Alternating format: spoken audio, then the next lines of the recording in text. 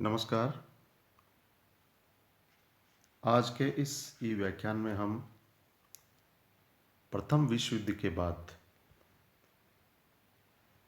Germany के साथ जो संधि हुई उसके बारे में अध्ययन करेंगे। वर्साई की संधि। वर्साई फ्रांस की राजधानी पेरिस से थोड़ी ही दूर स्थित एक स्थान है।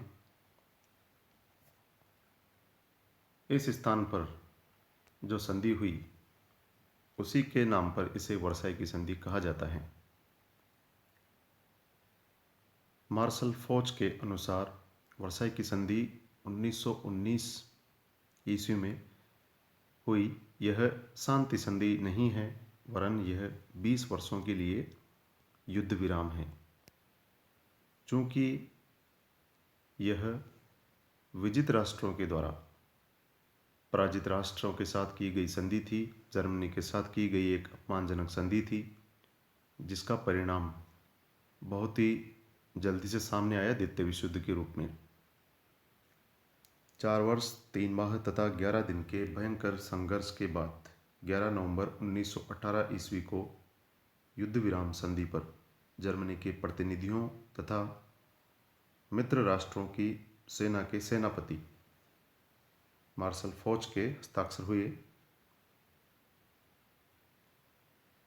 युद्ध विराम संधि के पश्चात विजयी राष्ट्रों ने पराजित राज्यों के साथ स्थायी समझौते करने, राष्ट्रीयता के सिद्धांत के आधार पर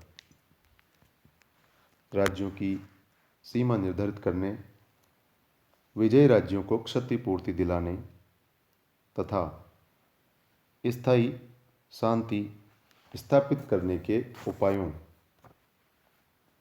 पर निर्णय करने के लिए पेरिस में शांति सम्मेलन आमंत्रित किया गया। महायुद्ध में फ्रांस ने जिस वीरता एवं साहस का परिचय दिया, उसको ध्यान में रखकर पेरिस को ही इस महत्वपूर्ण सम्मेलन का केंद्र चुना गया। पेरिस का चुनाव एक भयंकर भूल थी। इस सम्मेलन पर फ्रांस के लोगों की बदले की भावना की छाया प्रतिनिधियों के निर्णय पर पड़ी। डॉक्टर लैंगसम का कहना है कि पेरिस की जनता बदले की भावना से पागल थी और जनता के इस पागलपन से कूटनीतिज्ञों को लकवा मार गया था। तो आइए हम बात करते हैं आगे वर्साई की संधि की शर्तों की, जिसको हम 3 भागों में बांट सकते हैं: प्रादेशिक व्यवस्थाएं, सैनिक व्यवस्थाएं तथा अन्य व्यवस्थाएं।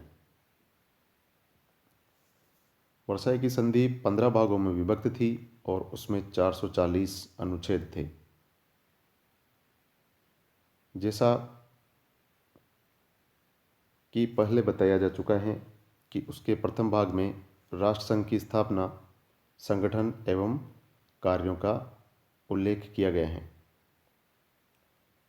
प्रादेशिक व्यवस्थाओं के अंतर्गत सबसे पहले हम बात करते हैं कि जर्मनी को अल्सास लोरेन के प्राप्त जो प्रदेश थे वह फ्रांस को देने पड़े। खनिज पदार्थों से अति संपन्न जर्मनी की सारगांठी दोहन हेतु 15 वर्षों के लिए फ्रांस को दे दी गई, किंतु सार प्रदेश पर नियंत्रण राष्ट्रसंघ का स्थापित किया गया और वहां का शासन चलाने के लिए एक आयोग नियुक्त किया गया। 15 वर्ष बाद जनमत संग्रह के द्वारा यह निर्णय होना था कि सारवासी फ्रांस के साथ मिलना चाहते हैं या जर्मनी के साथ, या कि राष्ट्रसंघ के शासन में रहना चाहते हैं। तो इस प्रकार की व्यवस्था की गई सारगांठी से खनिज पदार्थों के दोहन के संबंध में। जर्मनी को पूर्वी सीमा पर सबसे अधिक नुकसान उठाना पड़ा। मित्र राष्ट्रों ने युद्ध समाप्ति के बाद एक स्वतंत्र पोलैंड के निर्माण का निश्चय किया था। अतः पेरिस सम्मेलन में जर्मनी, ऑस्ट्रिया और रूस के पोल क्षेत्रों को लेकर स्वतंत्र पोलैंड का निर्माण किया गया। पोलैंड के नवनिर्मित राज्य का समुद्र तट से संबंध स्थापित करने के लिए जर्मनी को डेंजिंग का बंदरगाह राष्ट्रसंघ के संरक्षण में छोड़ना पड़ा। डेंजिंग के चारों ओर 700 वर्ग मील का क्षेत्र मिलाकर उसे स्वतंत्र नगर घोषित किया गया और उसका शासन चलाने के लिए राष्ट्रसंघ द्वारा एक आयुक्त की व्यवस्था की गई। प्रादेशिक व्यवस्थाओं के अंतर्गत नेक्स्ट हम बात करते हैं कि जर्मनी को बाल्टिक सागर तट पर स्थित मेमल का बंदरगाह इसलिए राष्ट्रसंघ को सौंपना पड़ा ताकि वह लिथुआनिया को स्थानांतरित किया जा सके। एक ये भी इसमें व्यवस्था की गई।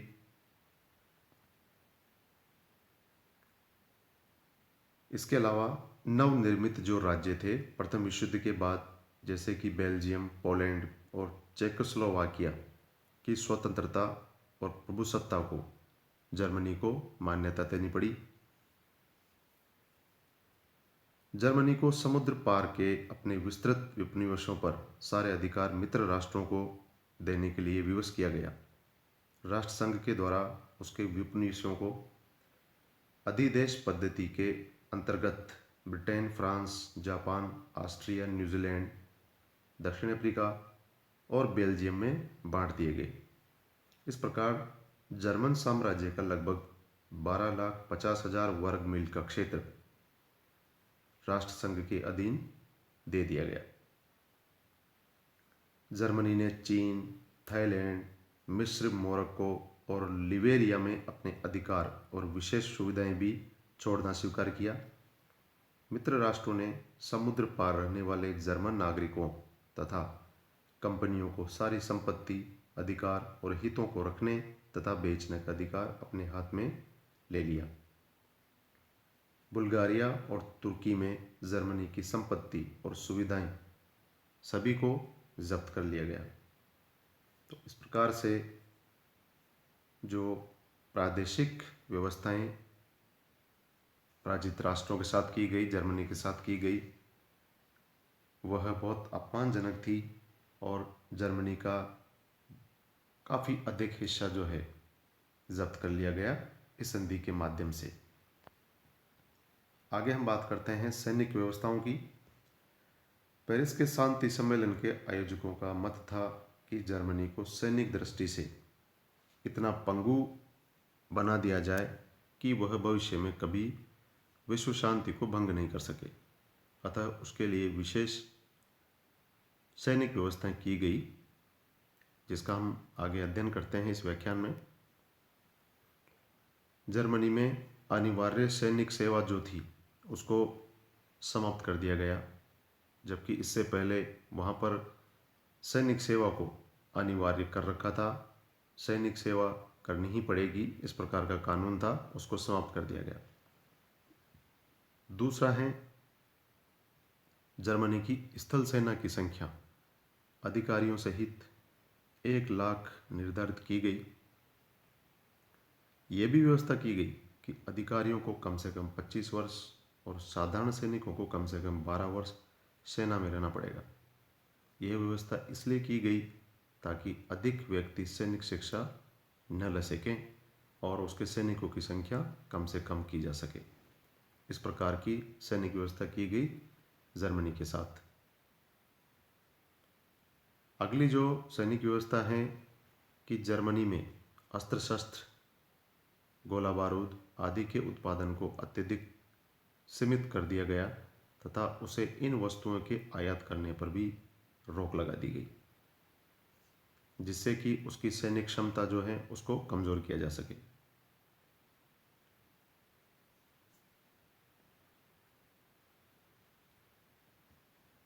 रैन नदी के पूर्वी तट पर जर्मनी को किलेबंदी करने की आज्ञा नहीं दी गई और उसके पश्चिमी तट पर 50 किलोमीटर क्षेत्र का विसैन्यकरण कर दिया गया, अर्थात वहाँ से सैनिकों को हटा दिया गया। उसके पश्चिमी तट पर 50 किलोमीटर लंबे एरिया में, उस क्षेत्र में उसके जितने भी किले थे जर्मनी के, जो सैनिक सुरक्षा की दृष्टि से मजबूत माने जाते थे, उन सब किलों को तोड़ दिया गया। जर्मनी को किसी भी प्रकार की वायुसेना रखने का भी निषेध कर दिया गया, अर्थात उसकी वायुसेना की जो ताकत थी उसको बिल्कुल समाप्त कर दिया गया इस संधि की शर्तों के माध्यम से। नेक्स्ट जो सैनिक व्यवस्था थी वो थी जर्मनी की नौसैनिक शक्ति को भी सीमित किया गया, अर्थात उसकी जल सेना को जर्मनी कुल 6 युद्धपोत, 6 लड़ाकू विमान, 12 तोपची जहाज और टॉरपीडो नौकाएं ही रख सकता था। उसे एक भी पनडुब्बी रखने की इजाज़त नहीं दी गई। उसे समुद्री सेना में अधिकारियों समेत 15,000 सैनिक रखने की ही इजाज़त दी गई। यह भी निर्णय लिया गया कि सारे फालतू जहाज़ों को या तो व्यापारिक जहाज बना दिया जाएगा या फिर उन्हें नष्ट कर दिया जाएगा या मित्र राष्ट्रों को सौंप देना पड़ेगा। इस प्रकार की व्यवस्था की गई और इस व्यवस्था के माध्यम से उसकी वायुसेना के साथ साथ उसकी जो जल सेना थी, नौसेना थी, उसको भी बिल्कुल पूरी तरह जो है समाप्त कर दिया गया संधि की शर्तों के माध्यम से। जर्मनी के हेलिगोलैंड के बंदरगाह की किलेबंदी नष्ट करना भी तय हुआ वर्साई की संधि की शर्तों के माध्यम से। मित्र राष्ट्रों को निशस्त्रीकरण संबंधी धाराओं को कार्यान्वित करने के लिए अंतर मित्र राष्ट्रीय आयोगों की नियुक्ति का भी अधिकार दिया गया।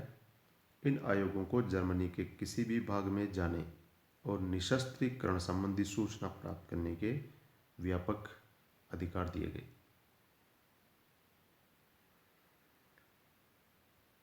प्रोफेसर कार ने इस सैनिक व्यवस्था के विषय में लिखा है कि जर्मनी का जिस कठोरतापूर्वक सर्वांगीण निशस्त्रीकरण किया गया उतना और कभी किसी देश का नहीं किया गया था। लिखित रूप में प्राप्त आधुनिक काल के इतिहास में ऐसा कोई उदाहरण नहीं मिलता जिसमें कि किसी पराजित राज्य के साथ में इस प्रकार से उसके साथ इतनी कठोर धाराओं के साथ संधि की गई हो जैसा कि वर्साई की संधि में पराजित राष्ट्र जर्मनी के साथ की गई थी। तो यह इसकी सैनिक व्यवस्थाएं थी। आगे हम बात करते हैं अन्य व्यवस्थाओं की, जिसमें जर्मनी की प्रमुख नदियों एल्ब, ओडर, नीमन और डेन्यूब नदी को अंतर्राष्ट्रीय आयोग के अधिकार में रखा गया। राइन नदी को भी इसके अंतर्गत रखा गया। जर्मनी को अपने प्रमुख बंदरगाह हैम्बर्ग और स्टेटिन में चेकोस्लोवाकिया को व्यापारिक सुविधा के लिए स्वतंत्र क्षेत्र देने को बाध्य किया गया। कील नहर और इसके मार्ग को सभी राष्ट्रों के लिए खोल दिया गया। इस प्रकार की व्यवस्था की गई वर्साई की संधि की शर्तों में जर्मनी के साथ।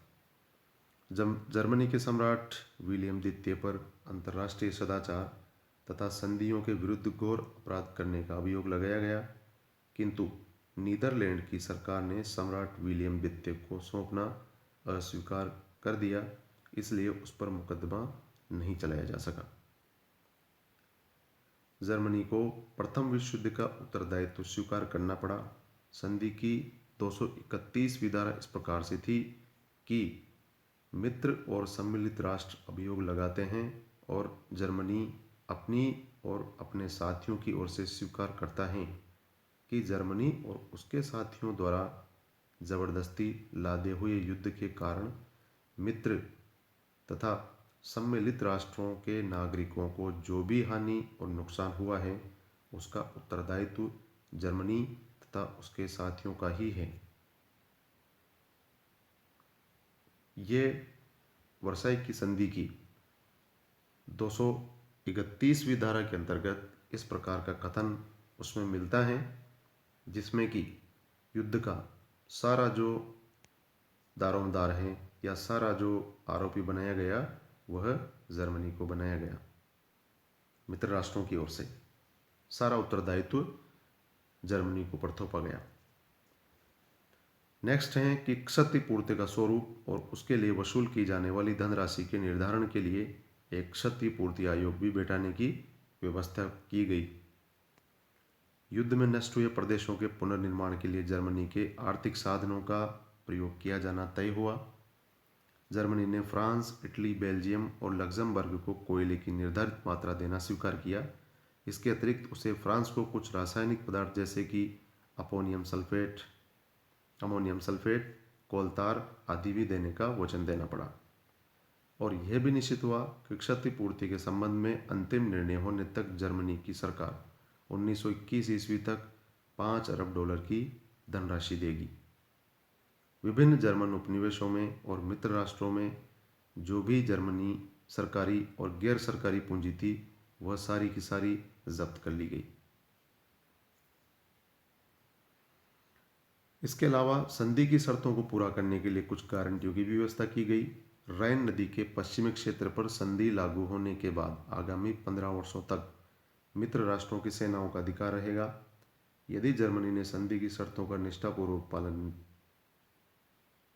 किया तो 5 वर्ष बाद कोलोन का क्षेत्र, 10 वर्ष बाद कोबलेंज का क्षेत्र तथा 15 वर्ष की समाप्ति के बाद मेज तथा अन्य अधिकृत जर्मन क्षेत्रों से सेनाएं हटा ली जाएंगी। इस प्रकार की कुछ गारंटेड शर्तें रखी गई जर्मनी के साथ विजित राष्ट्रों ने, मित्र राष्ट्रों ने। तो इस प्रकार से हमने देखा कि वर्साई की जो संधि हुई उस संधि की शर्तों के अनुसार जर्मनी को अस्त्र शस्त्रों की दृष्टि से, जल सेना की दृष्टि से, वायुसेना की दृष्टि से पूरी तरह से जो है उसको पंगु बना दिया गया, क्योंकि प्रथम विश्व युद्ध के लिए पूरी तरह से दोषी मित्र राष्ट्रों ने जर्मनी को माना था। और विश्व युद्ध की समाप्ति के बाद जर्मनी चूंकि पराजित हुआ, इसलिए 28 जून 1919 ईस्वी को जो वर्साई की संधि हुई उस संधि में इसके साथ कठोर से कठोर शर्तें ला दी गई और उसका परिणाम यह हुआ कि वह उन शर्तों को पूरा नहीं कर पाया और लगभग 20 वर्षों के बाद ही द्वितीय विश्व युद्ध आरंभ हुआ।